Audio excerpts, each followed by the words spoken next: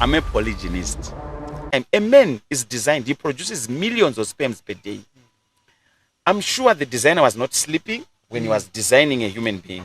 You can't have a white Jesus in an African setup. I would want to encourage someone that if you're passionate about something and you really want to see the results, keep going, keep at it. If you can't sleep at the middle of the night, what would you do? Obvious. You mean as a polygynous man or as a young man? Obviously, you know what I would do as a polygynous man. I would make sure that 2 or 3 people, one person is awake with me.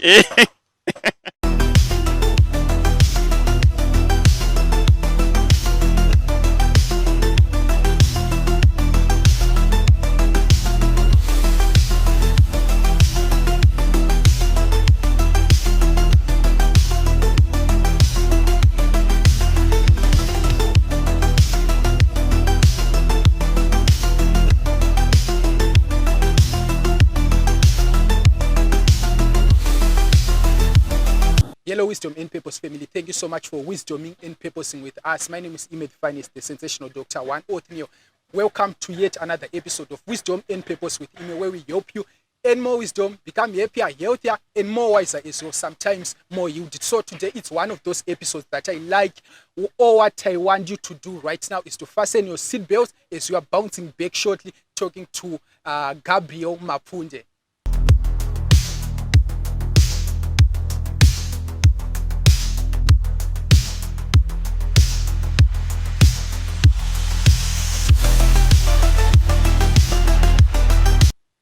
All right, welcome back. Today we are in conversation with Gabriel Mapfunde, an entrepreneur, a man with so much wisdom. Gabriel, thank you so much for joining me on this platform. I really appreciate your presence. Thank you for inviting me. Right. I really am glad to be here. Thank you so much. Yeah. So let's get the ball rolling. Yes. What is your earliest childhood memory that has shaped the person, the entrepreneur in you, and the polygamous man in you? All right. So thank you for that. My earliest remembrance of my background is when I was growing up. My dad would always teach me to be someone who works. So let me give you an example. When he would do his side jobs, he would always go with me to do his side hustles, if I may put it that way. Okay. He was fully employed, but on weekends and stuff, he would do something else. He used to work for PG Industries back then. So he taught me how to do glazing, how to do aluminum, you know, those windows and stuff like that at a very young age, because he would always send me. Remember, I'm his son. So that's when I sort of probably inherited those entrepreneurial things, to just work and just make a bit of money. And then the polygamous, I'm a polygynist. So I'll give the difference. Polygamous is a blanket term that includes polyandry or polygyny. Polygyny is when one man has many wives. Polyandry is the opposite of that. It's when one woman has many wives. Then polygamous is the blanket term of it simply means plurality, in other words. But in my case, I'm a polygynist. Yeah. All right, give us a background, because I was watching one of your videos where Elizabeth, your first wife, she said you was that kind of guy, Mr. Holy, that kind of guy. Yeah. So yeah, when I was growing up, I still believe I am very principled. When I believe in something, I do the best I can to be the man of integrity or to be principled in whatever I'm believing in. So like what you're saying, referring to what my wife has said earlier on, is when I was younger, my mom, she groomed me. Obviously, my parents groomed me to be the man I am. But some of the things that my mom used to do or to say, she'd be like, "You are not to touch a woman. Any woman, they will, she would really bring this picture in me that if I'm to touch a woman or a girl, before marriage, I'll be diluted. My soul will be dark and everything." So she would always put this thing. So, having that background now and having a Christian background, I would always, try to keep myself, if I put it that way. So that's when my wife, which was my friend and my girlfriend then, she knew that every time we would hug or do something in courts that seemed unholy, I would cut off the relationship, because I'd be like, I don't want to be unholy. So that's where she usually jokes and says, you were, you know, I was too holy. Alright, but Not, but I was not holy, but you get what I mean, like, you know, yeah, holier than thou, yeah, if they put it that I way. understand that one. Yeah. So if you are to go back to your teens or to that time when you met your wife, would you still do the same, or you are now the changed person? I think I'll probably do, in terms of the principles, I've Yeah, always been a principled person. So I would probably do the same. In terms of knowledge, I would say probably the knowledge that I have now, if I had that knowledge maybe earlier or at a very young age, probably I'll probably be a little different man than I am today. Yeah. all right, let's talk about business. Then, as we could, after talking about business, we'll talk about polygamy and religion. So, Yes. what inspired you to start your business? I've noticed that you are into career business. Yeah. So, what was the inspiration behind that? I'm a Christian. Oh, and sorry, and how did you start the business? Okay. I'm a Christian, so I always believe in the foundation of scriptures. So I have certain scriptures that guide me. I'll give you an example, like Proverbs 12:24. It says, "A lazy man will always end up in forced labor, or end up in slavery, if you are lazy, if you can't work with your hands." So it's one of those things that I believe that as a young man or as a man, you should be able to be working with your own hands. You should be able to do stuff that can make you a living, that can make you be able to take care of your family or to take care of you. So with that background, now this is what motivates me. Like you're asking, how did I start my business? I had the privilege to be put into school, to university with my parents. And then after university, I then had also the privilege or the opportunity to go outside the country and to be exposed. So in going outside the country and seeing all those things, that's where sometimes I get inspiration. You know, travel always makes you see things outside the box. So I'll give an example, like my courier business, the bike business that I started. I went out of the country. Then I saw how, you know, the bikes, some other African countries, the bikers, you know, those little bikers, how they were doing it, which was a bit different from here. So I came and I introduced it here. You know, that's how I started the business. So I'm someone who's always on the lookout of learning new things. I always believe you don't get to where you say I've learned everything. You know, we are evolving, we are learning every day, and we keep growing. Yeah. All right, I've noticed that you studied the agriculture, Yeah. something which is related. I have an honors degree in horticulture and agriculture. All right. Yeah. So what made you start a business which is outside what you have studied? And what's your message to people who said, no, I studied accounting, I'm waiting for an accounting job? I would advise that you need to be someone who's thinking outside the box. The box in my case is the crop science degree that I have, right? But then you need to be, you know, you need to have other things that you look out for. Your passion, things that you can actually look from things that you like doing. You understand what I mean? Yes, I might love agriculture to a certain extent, but I'm not restricted to that. You get what I mean? So when the opportunity of in my case, in fact, let me tell you what happened so that it might give a bit of insight. I went outside the country using my agricultural qualifications. Actually, a company called me. I was working for Citadel Bank back then. So there's a project that they were doing, the project that they're doing in Kenya and South Sudan, in those countries of agriculture. So I became like the research agronomist for that organization. So I went outside the country and I was exposed for that period around 2010 to 2013, where I was doing those agricultural projects. I actually a part of a team that pioneered a huge agricultural project in South Sudan. You know, so we're going in those remote areas, pioneering agricultural projects, right? When that season or that time cut off, if I may put it that way, I then came back to Zimbabwe around 2013. But then the opportunities for agriculture were not there, right? Being a flexible person, I was. What would be a wildest guess? What I started doing? What would be a wildest guess? Can you think of any wildest guess? What, like I came back, but there were no agricultural opportunities. What do you think I started doing? Wildest guess. Looking for winning. I wasn't a polygynist then. All right. Well, so that's where you get the wisdom there, outside the country. No, I'm talking about the entrepreneur side. All right. I thought The wisdom of the polygyny wisdom, I Yeah. got it from the scriptures, from the Bible, from studying, from learning history, our culture, which we'll discuss. Because being a polygynist is not something that I just saw here on the road and I'm like, I'm now no. It's backed by the understanding of our culture as African men, our background as Christians, because in the Bible, what we are all seeing is we say we are the sons of Abraham by faith. Abraham, the father of faith, had many wives. Do you get what I mean?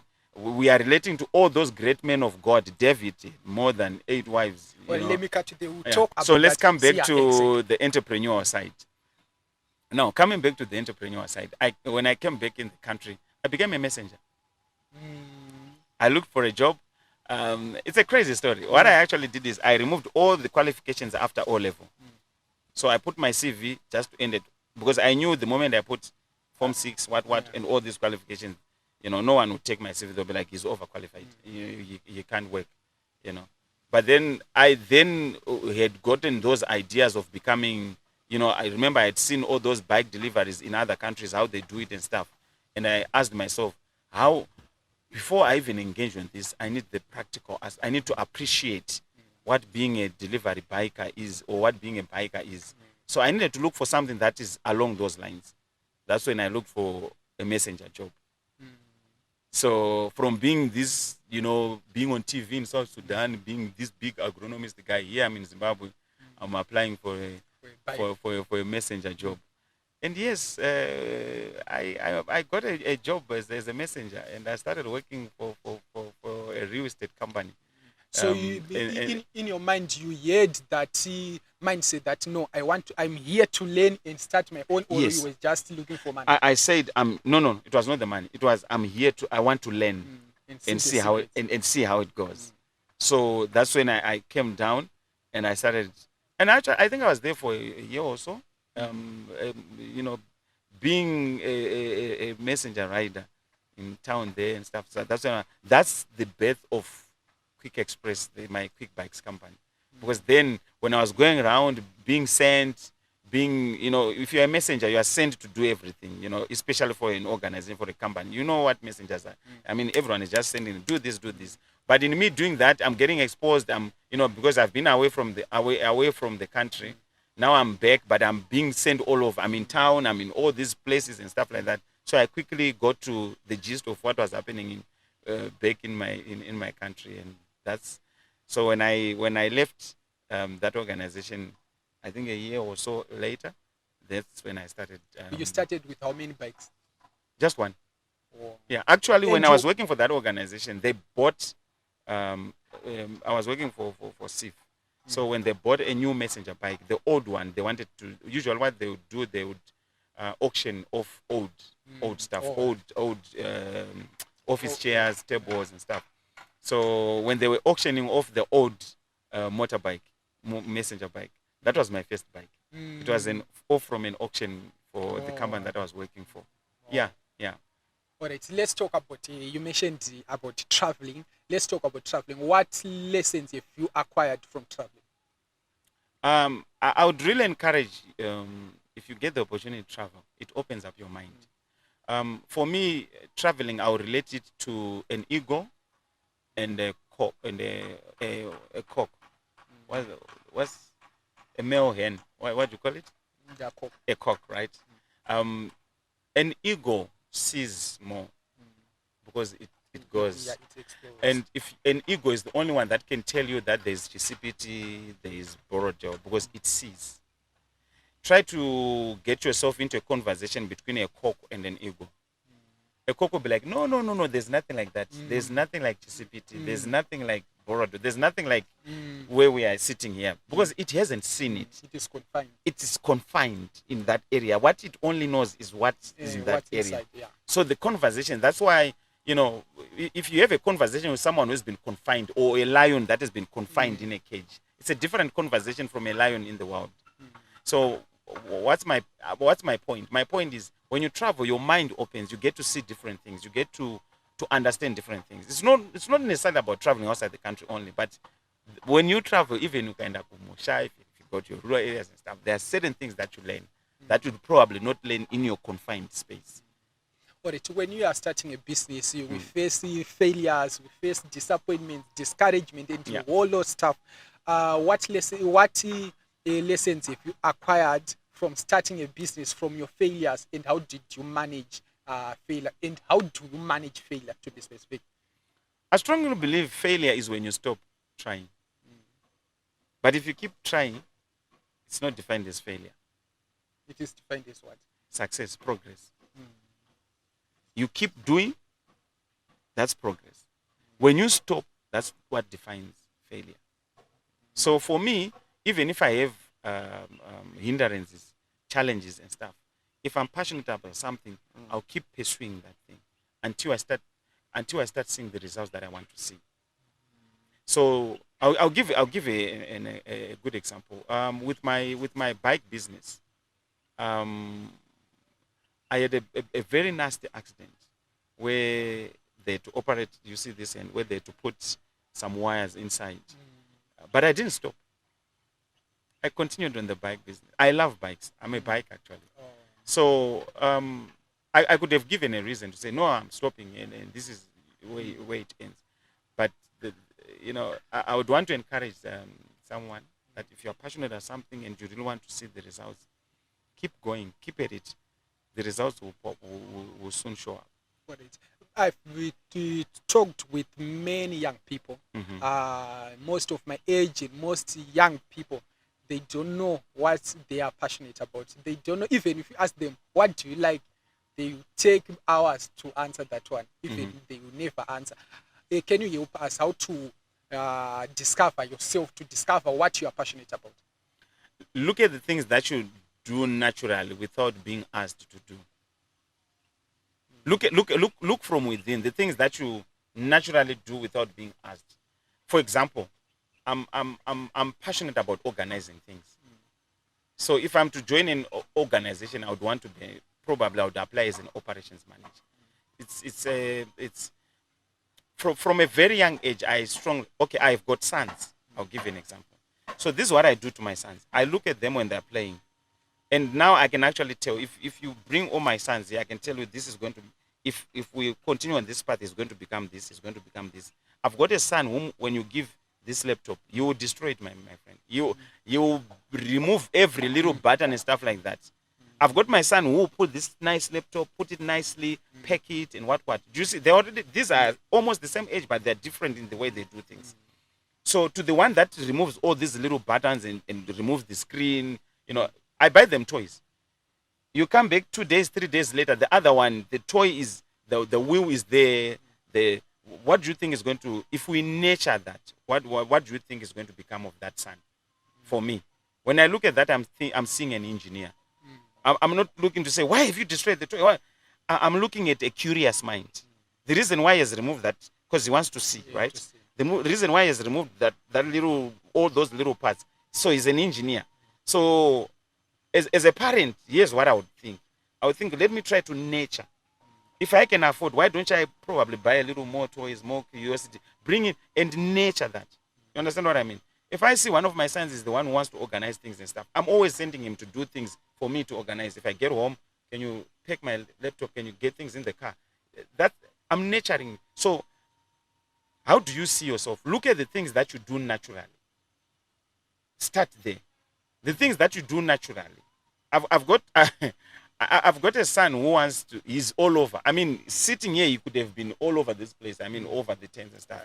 He's someone who wants to. How can I nurture him? Probably someone who wants to travel.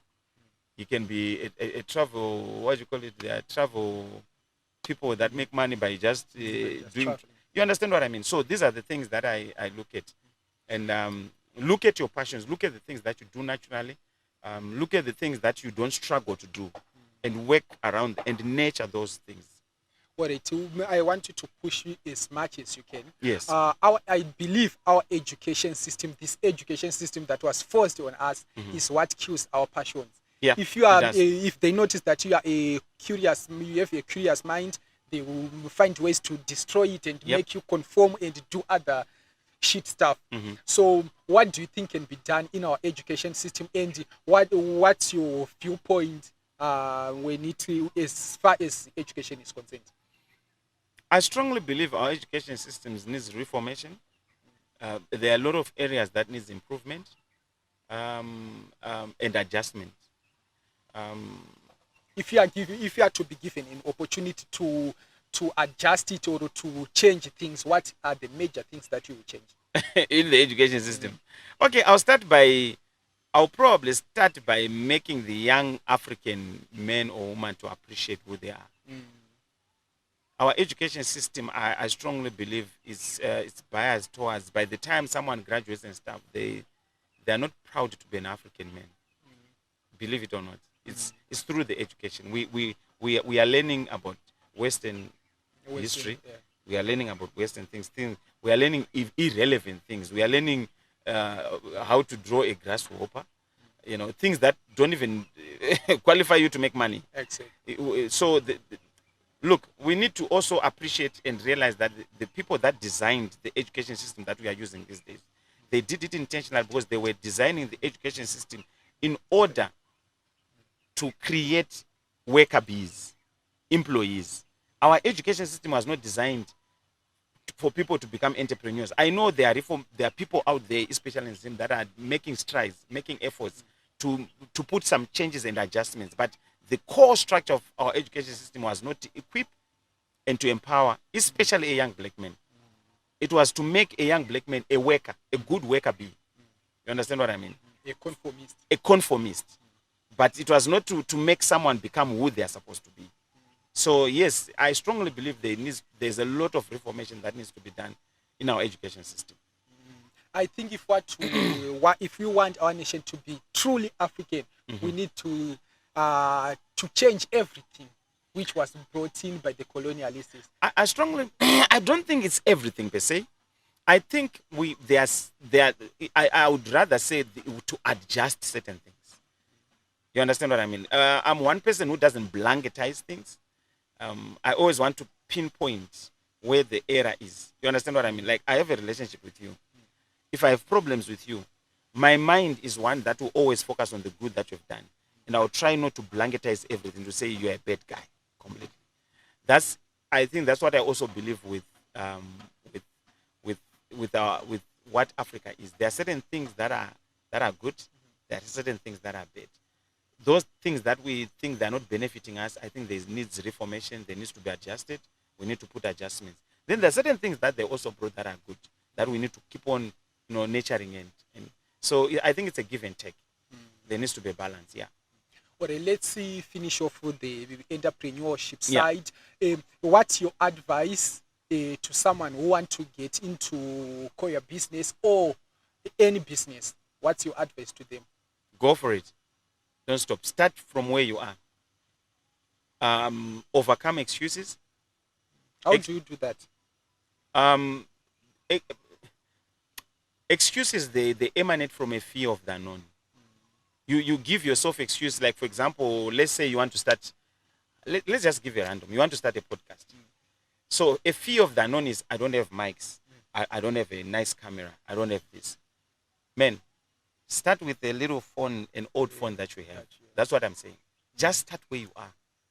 That's what I've done. All of the projects that I've started with literally nothing from. I'm not trying to motivate someone to say if you are starting a hen chicken, start with a 1 grain. That's not what I'm saying. Right. I'm just saying, have a mindset to say, what do I have? If you don't have a gadget, you have time. Why don't you study towards that? Whilst you're waiting for an opportunity to get a gadget towards that. Do you get what I mean? There's something that you can do towards starting. At least per day, there's something that you can identify, then you can do. So what am I saying? Just start. If you're a startup, you face Perfection starts as you go. Perfection doesn't start by planning. Perfection, something improves as you do it. All right, let's take a quick short break, then Yeah. we'll be right back and we'll talk about polygamy, religion, Family. and family and colonialism. Yeah.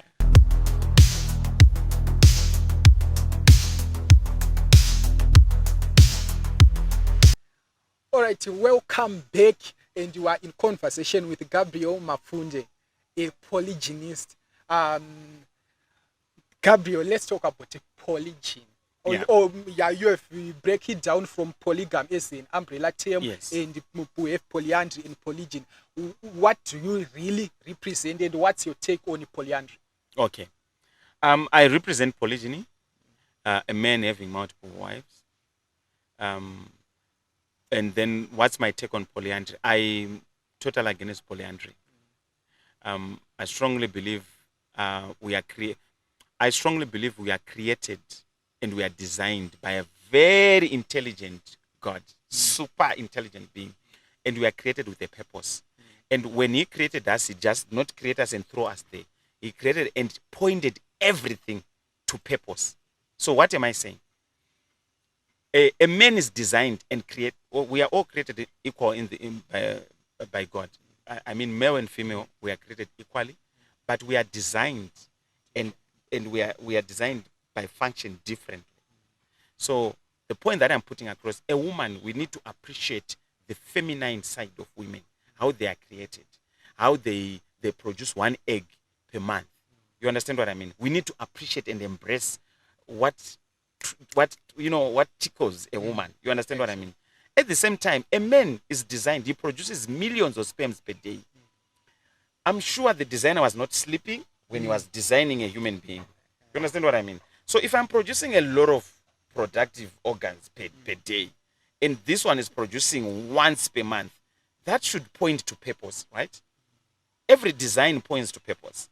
If I've got a bike that I brought here, it's for a purpose. If I've got a truck, man, I'm supposed to use it for farming and stuff. Imagine trying to take a Lamborghini to do farming. Or to take a Rolls Royce and you see me putting So now coming to polyandry, I strongly believe the biology and the setup, the design of a woman does not allow her to have multiple men. Because even if she sleeps with 8 different men per day, she's not going to have 8 different kids.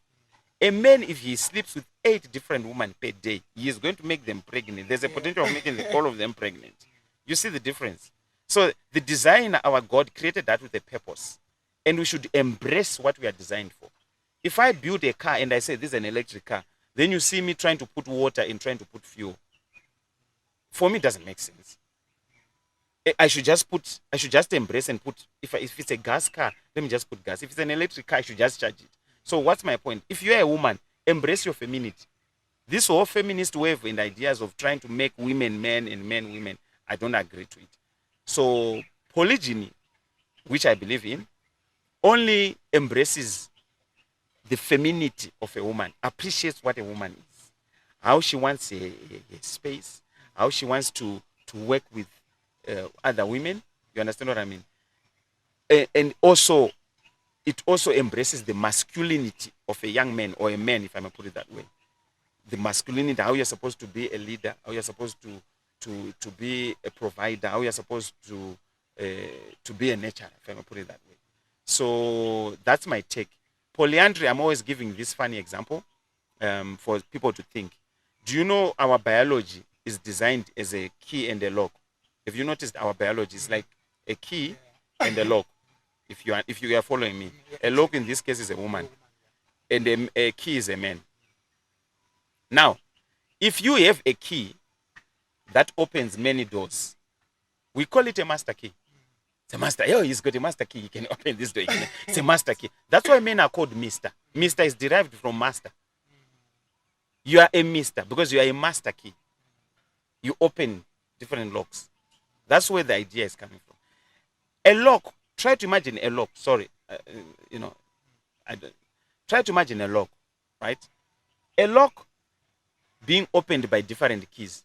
Would you want it at your house? Throw it away. So if you throw away a useless lock, why are you trying to make polyandry as normal? Why are you trying to make a woman? Remember, When you deposit all that, a woman is inside. You can't be depositing debt. We don't get debt, it's outside. So all the biology is pointing to the creator. So, I'm always in this conversation. If you have a problem with who I am as a masculine man, probably go back to the creator and say you should design him to produce 1 egg per month, which is equal to 1 egg with me. Then that egg produce, not I'm producing millions of sperms. We have a problem now of people perverting and confusing biology. Look, I'm not even talking about religion. We are not even to religion. I'm talking about biology. A lot of men are suffering from prostate cancer. No one is doing research to why men are suffering from prostate cancer. The numbers have increased lately because of the enforced monogamy doctrine, if I may put it that way. Right? So we have a lot of men in their 40s, in their 50s, go to the hospitals. You see the numbers increasing lately. Why? They are trying to behave who they are not. It's a diesel car that you are putting petrol. It will soon have problems in the long run. All right, before we talk about why they forced monogamy on us, let's talk about why are you polygynist? I'm embracing who God made me to be, who I am. I'm just embracing. I'm not trying to become who I'm not. I'm just embracing who my creator designed me as, to appreciate who I am as a man. I'm a man. I'm a masculine man. So what I need to do is to understand what a masculine man is like. Remember?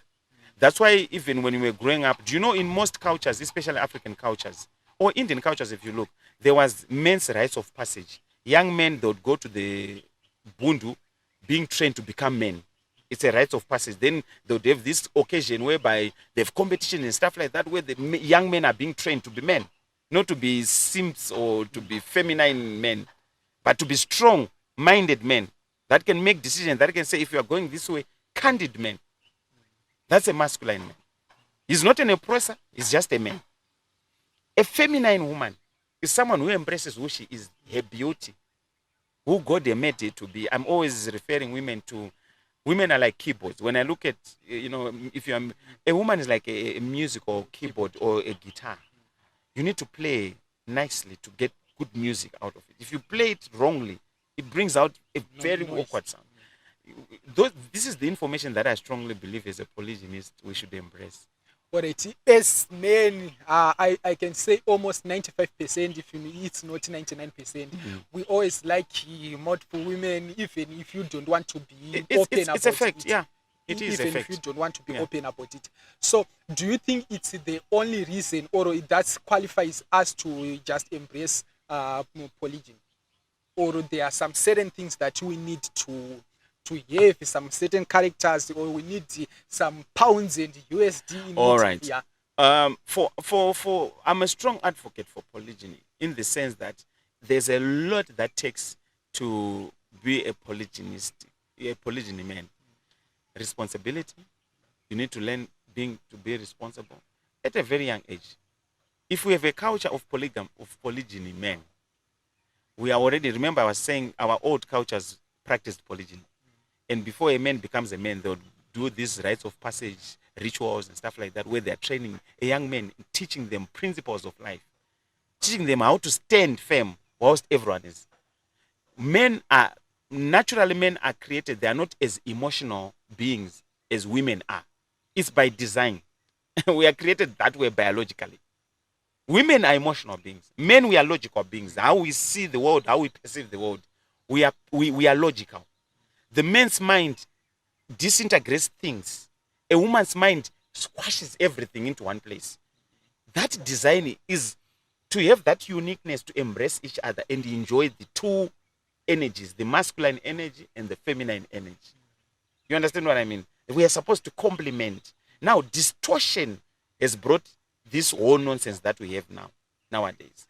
Now, to just come back to what you just asked, it takes responsibility. It's not just looking at a woman and you say, now I like it. That's promiscuity. Promiscuity is different from polygyny. Polygyny, on the other hand, is the actual extreme opposite of promiscuity. Because polygyny takes responsibility. When you bring in another woman, you are being responsible for her fully. The Bible requires that if you choose to choose another woman. There are scriptures in the Bible that say, if you decide to take another woman, make sure you take care of her needs, her clothing, her shelter, and the marital needs. You understand what I mean? So polygyny brings in a lot of responsibility on a man. Your kids, you are being responsible for your kids, which is different from enforced monogamy. Enforced monogamy is a system whereby a man has got one wife and has got all these kids and different girlfriends out where somewhere, but the system allows him to come out public and claim one woman and neglect all these ones. Do you see the difference? Polygyny is saying, men, be responsible for all these women that you say you love. Now, when you tell young men or teach young men from a young age, they're not going to be promiscuous. Why? Because they're not going to sleep with a woman without responsibility. In polygyny, you are not sleeping with a woman without responsibility. In monogamy, you can sleep with all these women and you don't have any responsibility towards them. You can just tell them not to call you, you just cut them off. You are not publicly known. You are not supposed to put pictures. So there's no responsibility in all those girlfriends and stuff. In polygyny, I'm accountable. My wife, my fourth wife or my fifth wife, she posts me. Everyone knows that I am her husband. If you see her walking there, I'm responsible. You say that's Gabu's responsibility. Pamataus, my wife's ndandanakiro ndakaona video ramakaposta pastatus vana muitsvaga ndakanga nasita ari mbenzi ari wahamo papa buriswa register. Is this how we operate, or it was just a skit? No, we do a lot of skits. We do a lot of, by staying together, there's a lot of fun. We have a lot of fun being in one family, being a community. We are actually a little community by ourselves, so there's a lot of things that we do in terms of fun, of which sometimes we act those skits because we're trying to, my point is, people always speak on our behalf. A lot of people that have no idea about polygyny, they're always speaking on our behalf as if they know anything about it. I would rather someone who's lived in polygyny or who's living in polygyny speak about polygyny. But let me catch you there. Yes. As of me, I've experienced, or I've seen a lot of polygynist families. Mm-hmm. The likes of Maranges, some are they just have multiple women, mm-hmm. but they suffer. Kids don't go to school. They are living in extreme poverty. Mm-hmm. The women are the only ones who work. The father is at home, mm-hmm. doing nothing. Sometimes just scratching the head or whatever it is. Mm-hmm. Nothing is happening. So that's where I think that's where many people say no to polygyny, mm-hmm. or polygamous families. Mm-hmm. So what's your pushback on that? And that's why I was asking, what really qualifies for a man to have women? Is it about just being responsible, having money or not, or what is it exactly? Polygyny is marriage. I strongly believe marriage needs to be taught. If you get into marriage, be it monogamous, be it polygynous, and you are not taught how to handle marriage, you will suffer. You get it? And the consequences of a broken marriage is because maybe the people have not invested in knowledge or knowing how to handle marriage, because it comes with a lot of responsibility. This is a different human being and another different human being coming to coexist. That adjustment, that understanding, it takes a lot. And sometimes you need to have knowledge on how to do it. Now, when I say people speak for us, they are talking about failed polygyny families. Just like failed marriages. In monogamy, there are a lot of there are a lot of divorce rates. So I cannot come here and sit and say monogamy is all about divorce, it's all about people getting married and getting divorced. No, there are successful marriages out there. But you know what? In Zimbabwe, I think that's why you are getting most of media attention, because your polygynist family is one in a million. Success, because it's a success, but we have almost 95, or if it's not 99%, and you are part of those 1% who are successful. If it's not 99%, lot of polygynist families, they are in crisis. The sad part in it is because allow me to comment on this reluctantly, because I do not comment about other people's religion and what, but allow me to just put a stretch on this. It's unfortunate of those failed polygyny families, because they were doing it without the knowledge. They were doing it because it was a cult or a culture that they are just following. but they along the way they missed the point of investing in that, in knowledge. So what am I saying? You can't have a young man just come to say all of a sudden, I want to become a polygynous man. Or even a young man just say, I want to get married. If my son is going to come and sit with me and say, Dede, I want to get married, the questions that I'm going to ask him: can you afford this woman? Can you afford yourself? Do you even afford yourself? You understand what I mean? Before he gets into a relationship with a woman, I want to make sure my sons are able to take care of themselves. These are the principles that they were not taught. Now, if you are growing up in a church, maybe a religion that does that, and no one has invested knowledge in what constitutes in having that as a success, be it marriage in monogamy, be it marriage in polygyny, it's going to fall. So that's what I believe happened. That people were just following culture, but they never invested in the knowledge on how to go about it, on how to make it a success. People just did it for the sake of what the parents did it or whatever did it. Can I give an example of a lot of things that people do because someone was doing it?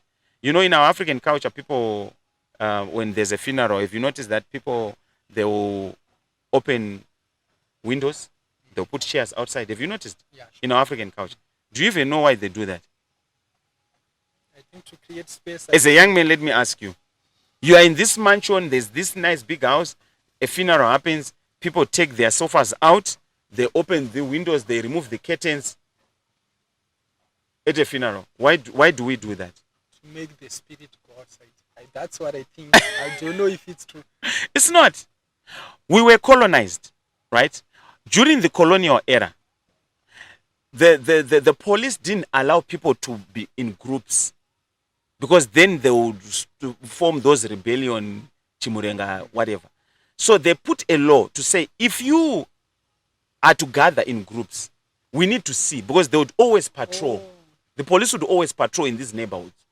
So instead of the police, you gathering in groups in your closed curtains and what, they want to see if it's a real funeral. So they put a law and they said, look, when we go around, if it's a funeral, bring your sofas outside. Remove the curtains so that we see that you are gathering for a funeral and you are not gathering to revolt against the government. But nowadays, people just do it. When we got independence, no one announced and said, can you stop doing this? Because it was a culture where Africans were not being allowed to gather in groups because they would form these, they would start these campaigns against the government. I think nothing changes after we got the so-called independence, because they still inherit the same system. Exactly. And everything, nothing changed. That's why I'm advocating for polygyny, because remember, polygyny was destroyed. It was an intentional destruction of African families by the Western and the colonialists. Why were they doing that? It's very difficult in a polygynous family to control. You understand what I mean? The narrative, or to control everything. That's why they push it so hard, so that they destroy the family, that the core family structure that holds families. The values that come with polygyny, most people don't even know. A child growing up in a polygynous family, right, knows values that to say every senior woman is my mother. Every elderly woman is my mother. Those are values people don't even know these days. Look at kids nowadays in monogamous or in single families. Get them to a crowd, how they behave to other elderly people. So there are certain principles and certain values that comes up. You understand what I mean? They see a man as a father, as someone to be respected, as someone, as a provider, as a protector. These are kids growing up in a polygynous family. These are the values. These are things that people don't look at anymore. So when I say people speak on our behalf, is they don't understand that any marriage, be it monogamous, be it polygamous, it comes with values. It comes with principles. You understand what I mean? It's not just, I'm married. Then you sit. You have a miserable marriage, of course. But as a father, yeah, I believe you have sons. Mm-hmm. How are you raising your sons or molding them to become responsible men? And if they choose to become polygyn, mm-hmm, what are the things that they must be aware of? I train them to have values like being accountable, right? on top of their spirituality, because I train them to, we are spiritual beings living out this physical realm. So every human being is a spiritual being. That's my belief system. So I teach them that you are a spiritual being who has the privilege to be enjoying the earthly things. So do the best you can, because there are laws and principles that govern this physical realm that we live in. Embrace, learn those laws, learn those things, so that you have a successful life. So that when we die one day, or you go back to our Creator, you look back and you say, I've done the best I can. I believe you've done the best you can. I'm still learning. Like I told you, every day for me is a learning phase. I'm still learning, and I keep growing. And, like I told you, I'm a believer. I know there's God out there. So I do the best I can because I know someone is watching. All right, let's talk about, you said you're a believer, which means you are a Christian. Yes. Who believe in Christ. Many people would argue that, let me give this illustration. Mm-hmm. After watching some of your interviews and I go through some Bible verses, Mm-hmm. I've noticed that all the polygynists who were in the Bible, the Davids, Moses, Abraham, Joshua, Caleb, they were referred as heroes of faith. Yes. But that is the Old Testament. And in New Testament, I haven't seen anyone who was a polygynist. So most people will say they just allow it because of our desires or our insatiable desires. That's actually blasphemy. Most people in the religious circle, they are being blasphemous against God, because they are trying to say God was tolerating sin. God does not tolerate sin. Let me give you an example in Scripture. If you read the book of Samuel, David, when he was having his righteous women, remember David has more than 10 women, 10 wives, if I'm going to put it that way. In some scriptures it's 18, in some scriptures it's 8, depending on the texts that you are using. So my point is, King David was a polygynist. When he was having those righteous women to be his wives, right? God didn't have a problem.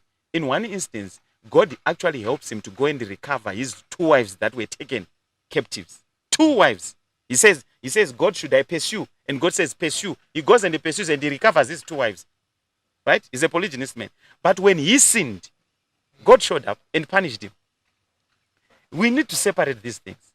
When he sinned, he took another man's wife, Uriah's wife, Bathsheba. And God punished and killed even the baby. God shows up and he disciplines. So I think it's very close to blasphemous to say God was just enjoying sin throughout the Bible and stuff. No, God does not operate that way. It means people don't understand God. You understand what I mean? Or Christ, be it. Now, coming back to say, you said it's reference in the Old Testament. Can I ask you something? Do you know the Old Testament or New Testament? Most people are now mistaken to say Old Dispensation, New Dispensation, because they are looking at where Matthew starts. No. The New Dispensation is when Christ said it is finished when he was laying on the cross. That's where it's starting. It's not Matthew when it starts, as in separating the script. Topic for another day, it's a theological conversation. But the point that I'm trying to put across is, when Christ came, when he was existing, when he was alive, right? In what dispensation was he living in? When the disciples were living, in what dispensation, old or new?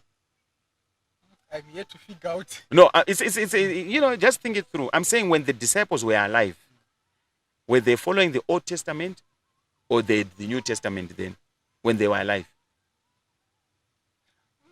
When Matthew, Peter, John, when they were living and existing with their wives, were they following the Old Testament scriptures or the New Testament was written? Do you follow the question that I'm asking? Yeah, I'm following them, but I can't answer. Okay, I'll answer. They were in the Old Testament setup. They were following Moses' laws. You understand what I mean? They were in the Old Testament when they were existing. Jesus was in the Old Testament, which means that when he was addressing men, he was addressing polygynous men then. That's why you see Jesus, when he was counting, if you look in the scriptures, he never counted women. He counted men. He fed 5,000 men, not women and children. Why? Because a man with 3 wives is regarded as one family. A man with 2 wives is regarded as one family. A man with 1 wife is regarded as one family. So that to avoid confusion, when they were doing statistics, they count a head of the house. And they say, this is a family.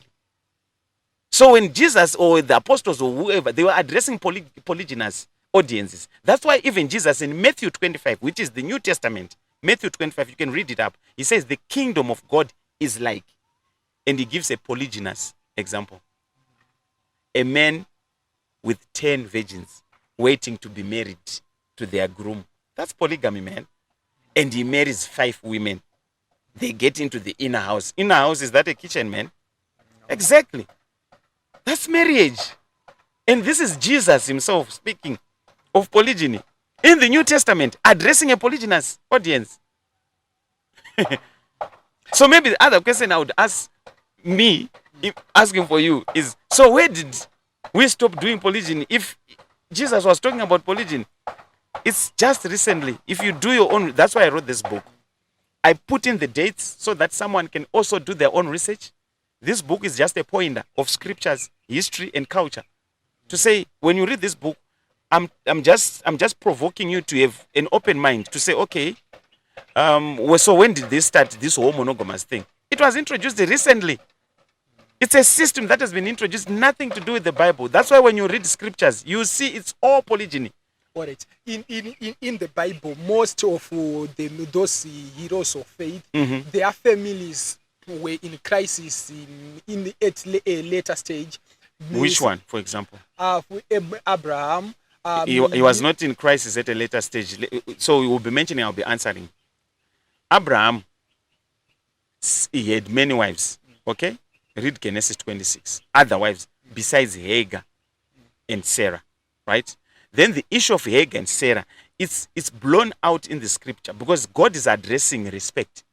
Hagar and Sarah were not fighting over jealous of a man. The fight was Hagar started disrespecting Sarah. Okay? I know there are a lot of preachers out there that lie on the pulpit to say it was because of jealous and stuff. Go and read for your own, my young man. Hagar started disrespecting Sarah because she had a baby. Sarah didn't have a baby. And God intervened. Not Abraham. If you read Genesis 12, I think, it says Abraham was troubled because his wives. Okay? Because he loved them all. And God intervened and came to Hagar and says to Hagar, I'm going to bless you. But for this disrespecting of Sarah, I'm going to discipline you. That's why she was chased away. For disrespecting Sarah. But to prove that God blesses polygyny, Ishmael was blessed. That's why you want to go to Dubai. That's the generation of Ishmaelites. They build things even in desert. Those guys are blessed. And the creator is the one who blessed them, not the devil. So that's a pointer to say God approves of polygyny. He took care of Hagar, he took care of Ishmael. Now we have generations to this day that are existing. So God was not enjoying. Because when David sinned, he killed the child. But if not mistaken, some of the sons of David were now sleeping with their mothers. That was a punishment now. Remember, it was a prophecy that was prophesied way before. When David sinned. It was not because of polygyny. So most people will come and they will try to, just like I told you about the Hagar and Sarah thing. And remember, even after Hagar went, even after Sarah, Abraham still had wives. You understand what I mean? And in scriptures, they call them concubines. Okay? If you do your own research, these were wives, but with a different status only. So in the modern day, we can say they are small houses. In the modern day, you could probably call them small houses, or you could... No, not Arisi Wure. A war is someone who sleeps with other men. A concubine was a wife who didn't sleep with other men. No. Which dictionary? There is this dictionary. It defines a concubine as a prostitute. I don't know which dictionary. I'm using scripture. All right. Prostitute is a woman who sleeps with other men, except a husband, who's not with other men that are not a husband. A concubine is someone who's owned by a man, but with a different status, woman status. Do you get what I mean? So where would concubines be coming from? We are Africans, right? We have a white woman. Because of our African culture, if I marry this white woman, she won't be called my wife. She'll be called a concubine. Different status. I get it. Do you get it?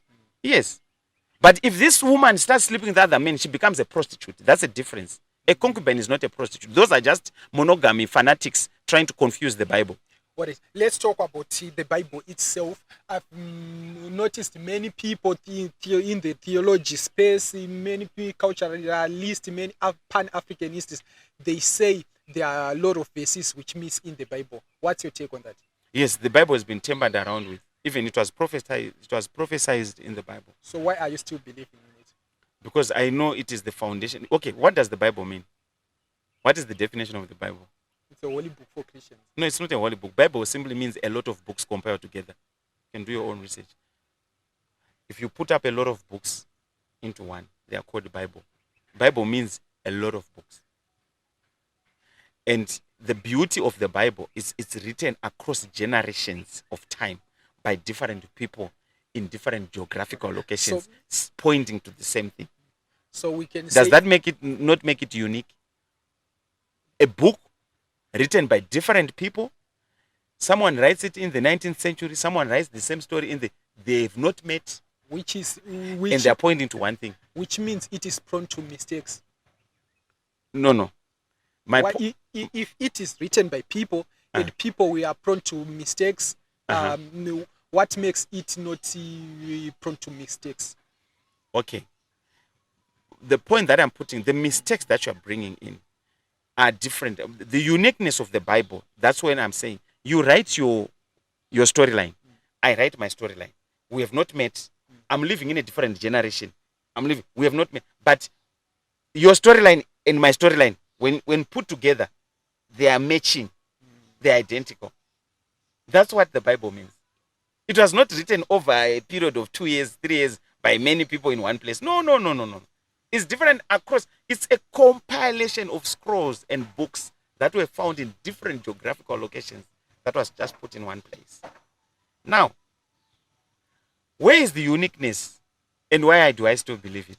I still believe it because even if you try to tamper around with it, there are certain things that you're not going to, that are still going. Truth, you can mess around with the truth, but the truth will remain. So, where is my foundation? It is the truth in the scriptures. What is that truth? The truth is, I am created for a purpose by a creator who is there. There's a God there. You understand what I mean? Who expects me, you understand what I mean, to love him because he loved me when he was created me. He says, I knew you before I formed you, when you are still in the mother's womb. You understand what I mean? These are the pointers. Now, what you just highlighted that is being tampered around with. There's a lot of tampering around, like changing of terminology and what, just to confuse the masses. But the book of Timothy, that's why it says, study yourself to show approved a workmanship. You understand what I mean? It encourages you to study for yourself. Why? Because when you study the scriptures, then you see the mistakes will be so obvious to you. It's different from someone who doesn't read the scriptures. I always laugh with my kids. I always give this example. A story that I say, there was a preacher who was preaching and he was on the pulpit and he started saying, there was a man named Jonah and there was a fish. And Jonah went to eat the fish and people started laughing. And then he said, no. I think it's the fish that went to eat Jonah, a huge fish. And people were still laughing. And then he's not so sure now anymore because remember, he's not reading the scripture. He's just saying it off the pulpit. Then he says, I'm not so sure, but there was a fish and a Jonah that was eating each other. Somewhere, there was some eating. Yeah. This is how people are interpreting scriptures these days. You understand what I mean? People don't actually read. When you read it, it's very easy for you to just see it and see this is a lie. You understand what I mean? Because the Bible is pointing to one, our Creator. What is the Bible? The Bible is a manual that was written to a human being. This is my belief system. The Bible is a manual that was written to a human being. A human manual that was written, pointing to the Creator. Is the Bible the only way, or there are many ways to get there? I strongly believe, this is my belief system. I'm not trying to impose it on anyone, but my belief system is when Christ says, I'm the only way, the truth, and the life, everything else, I would rather, for me, I think when he said it as God himself, because I strongly believe that God became human, as it is said in scripture. He became human to redeem us because we had fallen. Let's So talk. he is the only way. The creator is the only way. And how is he the creator? Because when he says when everything was created, you understand what I mean? Christ was there. If you look at, well, I don't want to become too theological, but the point that I'm putting across is Christ being our redeemer is God himself. You understand what I mean? But he manifests himself in the flesh. He comes and he redeems me in my fallen nature, because it's like my son. I say to my son, do not jump into the swimming pool, right? And my son jumps in the swimming pool. He can't swim, he's almost suffocating. I jump into the swimming pool. I come into the physical world. I jump into the swimming pool. I pull off my son from the swimming pool and I redeem him into safety. You understand what I mean? Because I've gotten wet and being in the swimming pool does not change who I am as his father. That's where most people mistake. So I strongly believe he's the only way. All right, let's talk about Jesus. Most of us, almost everyone, when you are talking about Jesus, the picture that came into our mind is that white blue-eyed guy. That's Briny Deacon and Powell, and there are some drawings of I forget the name, but so Caesar Borgia. Yeah, and this is the famous one. Is the Caesar Borgia picture that was drawn by it should be Leonardo, if I'm not mistaken. That blue-eyed picture of this guy doing that's a Masonic satanic picture. But first of all, you can't have a white Jesus in an African setup. It doesn't make sense. You understand what I mean? Solomon was black. For the viewers, go and read Solomon 1 verse 5, where Solomon is saying, I'm black and I'm lovely. Scripture. Jesus is coming from a genealogy of Solomon, right? The whole Bible is talking about the genealogy of Christ. How can he end up being white? His grandfather is black. But why are we whitenizing the gospel? Because it's intentional. Remember, it's to pervert everything. So look, if I want to destroy you, my man, sometimes I don't come directly. I'll pervert that you believe in. That's why you see most people are saying, I don't want to be a Christian. It's all about white Jesus. No, the white people came into Africa, took scripture, perverted it, and then brought it back. The Bible was written in Africa. You do your own research. The first Ethiopian Bible, Ethio means Africa, my friend. Ethiopia, Ethio means band, Pia means face. Ethiopia means black African faces, people. You understand what I mean? So if you are saying Ethiopian Bible, you are meaning black Bible. That's what you are interpreting as. And the first Bible or the first hieroglyphics were in Africa. Pyramids are in Africa. It's unfortunate this generation when you say pyramids, because everything is whitenized, they think they were built by white people. Great Zimbabwe in our own country is built by Zimbabweans without cement. We have buildings that go up stories without cement. Without this whole modern technology, built by Africans. Now, so what am I saying? It doesn't make sense. You have an African story, then you have a white person. Those are the things I put in this book. It's there. I address these things in this book for someone who's keen to read. To say, look, so where did this white Jesus come from? The white Jesus came because there was a pope that says Africans are spiritual people. We need to give them someone. We need to give them a visual. And they're going against the Bible because the Bible says do not pray to images. Scripture says do not pray to images. Don't do idolatry. Let me catch you there. So what do? They create this image. They create this image that now people are praying to and putting in this whole. That's why, have you seen how much is donated by so-called missionaries? They are putting it in your face. But here's where you can't lie about the Bible, because the Bible describes who Christ is, who the master is. He says he's got bronze skin. I strongly believe this is bronze skin. They say in the scriptures, he says he's got woolen skin, woolen hair. This is wool hair, my friend. You understand what I mean? So when you are praying, when you are praying, which picture of Jesus or of God comes into your mind? Obviously, African. What does that look like? Because we have been programmed into this white Jesus, a blue boy. When I'm praying, this is what comes out. What's written in Revelation. For the Ancient of Days, his skin was like bronze. His hair was like wool. You understand what I mean? His eyes are like fire. You understand? That description is what comes. That when creation looks upon him, they tremble, they fear him out of reverence. This is the picture that comes in my head. Not that little idol thing that people pray to. No, no, no. You do your own research. You see, it was a diagram of a lesbian that was who drew that guy. And I think they won the game when they released some films of Jesus, the crucifixion, portraying everyone in those films were white. Can we go back to science? Can we go to science? Yeah, sure. We can go to biology. What do they say human being is made up of? Water. How many percentage? Science basically. It's 90s. 75. Above 70. A human being, let's just agree, a human being is made up with more than 7. Now, let's study water. Water takes up a shape, right? There's a scientific experiment where, I'm forgetting the name, the doctor speaks to water, speaks life, speaks negative. And under a microscope, the water looks different. Now, water takes the shape of what it's been programmed to. That's why a television means they are programming you to visualize on certain things. Be it a lie, be it truth. Because as human beings, we are programmed.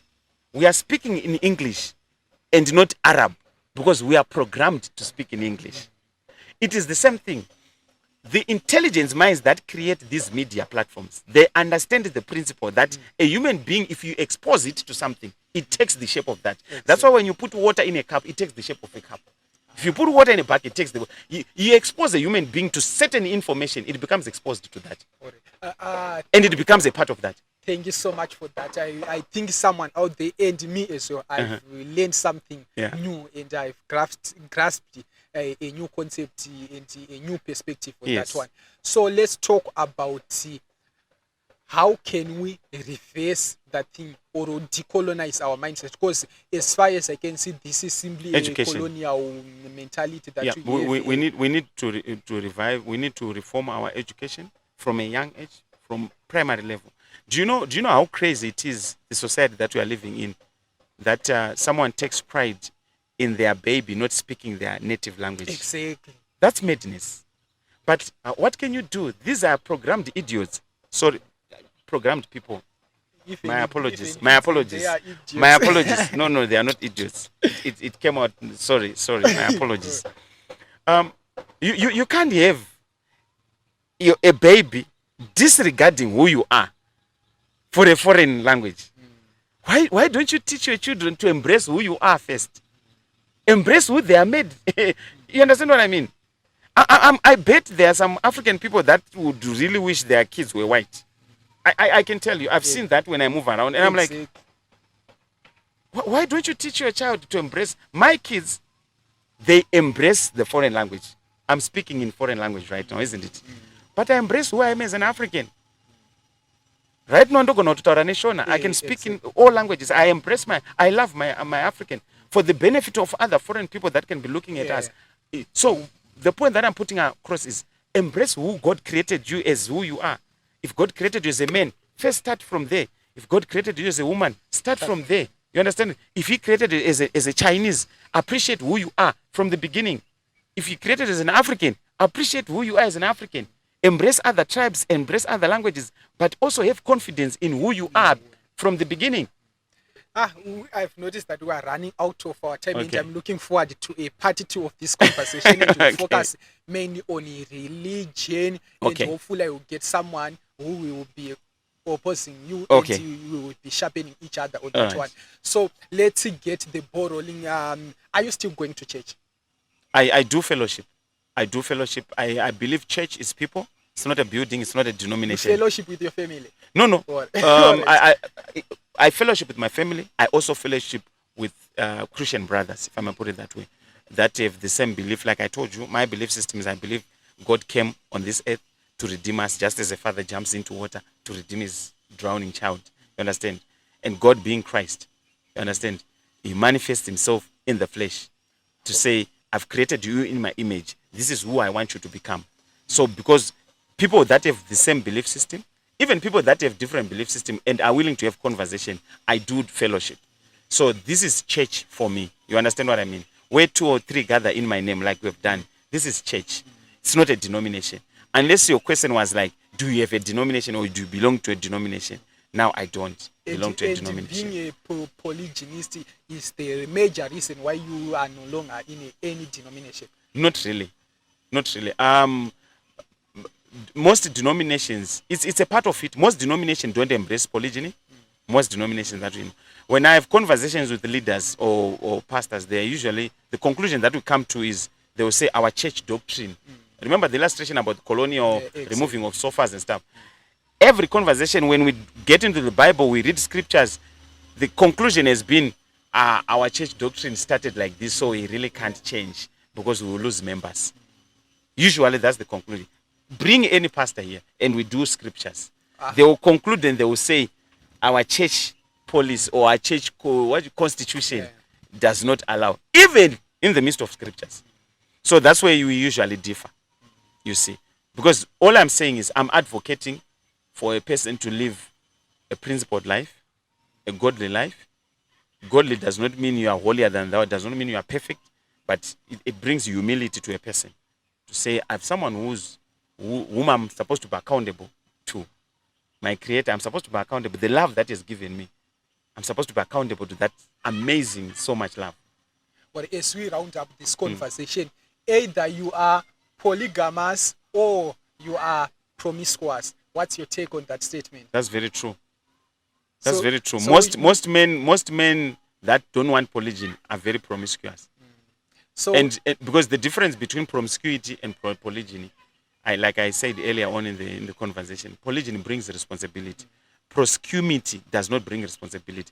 So most men that I know in my circle, especially this generation, they prefer this monogamy where they are safe, in other words, to be known with one wife there, but they have a lot of girlfriends they are sleeping with. But they're still their women, because if you're having a child with that woman, God is seeing. You cannot lie to God, you can lie to the spirituality, you cannot lie in hidden places. I would love to have a conversation with your eldest son about it and hear what he thinks about you and the family setup. Okay. Yeah. So as we close, I want to put you on the corner now and read a letter, less than 1 minute. You would write to an 18-year-old Gabriel Mapfunde who is trying to figure out life, who is not yet into polygyny. Basically, when you are in 18 or a teenager, you are trying to figure out life, learning and unlearning other things. So here is your time. Look at this camera and read a letter you would write to him. A letter that I would write to my younger self, my 18-year-old self. A letter that I would write to my 18-year-old self is, Gabriel, you need to have a solid foundation. Your spiritual life needs to have a basis. And I'll be biased to say your spiritual life should have a biblical or a God-fearing foundation, because that's where everything emanates.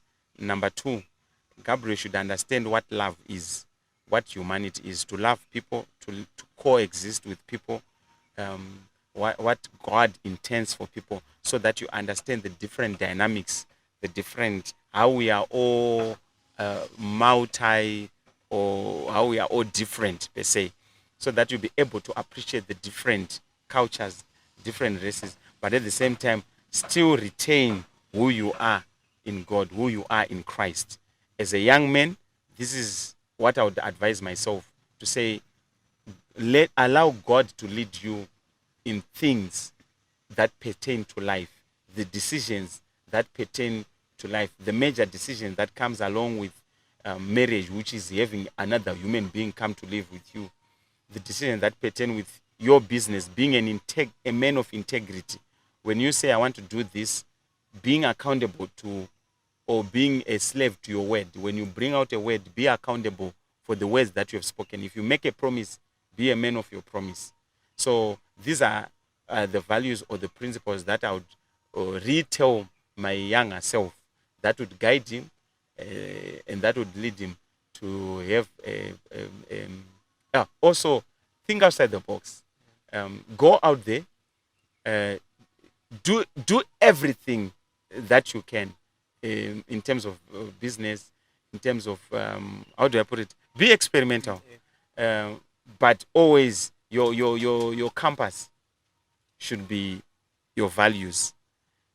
Did you hear? Did you hear? I hope you heard what I said. I said go into the jungle, do everything, climb trees, have a compass, a moral compass. That's your guideline. Wow, thank you so much. That was such a profound and long letter. I really appreciate. So this book, if you want to read and explore much, you can contact Gabriel or follow him on his social media platforms. It's a great book. Looking forward to read one of those books, and I hope it will be a successful. I think we should form a club of young men being trained by responsible men to be responsible. So Gabriel, let's talk about, as we close, we have what we call the final five. I'm going to ask you five random questions, then you will answer them as short as you can. Okay. So the first one, if you are to change one thing in Africa, which one would it be? I would make sure everyone loves Africa from a young age. Embrace Africa. Appreciate who or what Africa is. This is the one thing that I know is causing a lot of all this chaos up there. The root is to address who we are, to embrace who we are as Africans, whilst to embrace other tribes and nations. Well, if you had to make one universal law, which one would it be? Love. Everything that you should do should be led by love. Every decision that you should make, there should be a law of love. If there was anything existing like that, if you decide to date a girlfriend, let love be your guideline. If you are to get into a business deal, let the love of God lead you. You understand what I mean? If you are to get into, that's the universal law that I'll put. If you can't sleep at the middle of the night, what would you do? Obvious. You mean as a polygynous man or as a young man? Obviously, you know what I would do as a polygynous man. I would make sure that 2 or 3 people, one person is awake with me. I wasn't expecting this one. If you had to eat one meal for the rest of your life, which one would it be? Manna. Angel's food. All right, if you had to rewrite your life story, which part would you rewrite? That's the final question. I think everything that has happened in my life has made me to be the person that I am. So at this point in time, if it's a question that I don't think I have any per se that I would say. I think everything that has happened, the good and the bad, has molded me to be the person that I am. All right. Because you see these beautiful flowers and trees. Do you notice that they are not growing on that pavement? They are growing in dirt. So sometimes dirt is good for us. It brings out the manure that we want. Dirt, challenges in life are the manure that make us bring out the flowers or the fruits that we become. So manure is not always bad. All right. I'm going to add one last question on the final 5, but it will be 6. So what is the best and the worst advice you ever received? Let's start with the best. The best advice. I think the best advice for my life is to be a believer, to know that I'm created. I'm not here by accident. So everything that I do, I should be conscious of the fact that I'm created. Do you get it? Yeah, I get it. The worst advice I've been given. I think the worst advice that I've been given from a young age was to embrace monogamy. I just say polygamy. When I say let me just expound on that. If I had known what I know now, the why I'm advocating for young men, for the benefit of the viewers, I'm not advocating to say everyone should become polygynous marriage. No. I am saying embrace. If you're a bachelor, embrace who you are. There are 3 types of men. I always say a bachelor, one who marries one a monogamist, and most of them who are polygynist. I'm saying let's not be linear in the system to say, like in my case, the worst advice that I got is before I got married, everyone was just singing about monogamy. No one told me anything about polygyny. I had to find out for myself. And I went through hell to become who I am. You understand what I mean? There are certain information that if I had known earlier, I wouldn't have made those kind of mistakes. But the knowledge and the wisdom that is being, or not the wisdom, the knowledge that is being thrown out there is so linear. Everyone is being forced into this hollow tube of monogamy, which is, I think, it's not good. So it's bad advice. Thank you so much. Yeah. But I'm looking forward to a part 2 of this conversation. We talk about Sure. a religion with an expert in that area Okay. as well. So to you who is watching, please, thank you so much for watching this far. I really appreciate it. Please, if you haven't subscribed yet, please hit the subscribe button, like, comment, share. Tell a friend to tell a friend. For now, we are out. Okay. For those that want to get in touch, or those that want to have conversation, or for any reason, you can find me on Facebook, my name Gabriel Mapfunde. I'm also on Instagram. I'm also on TikTok. I've started doing videos with my family. Those that are curious to know what a polygynous family is like, we have a WhatsApp channel, we have a Facebook page, we have a TikTok, we are on YouTube. You just type the Mapfundes. So the Mapfundes, and then you can also get hold of me on the contact details that Ishe will give you if you want a copy of the book, whether a soft copy or hard copy.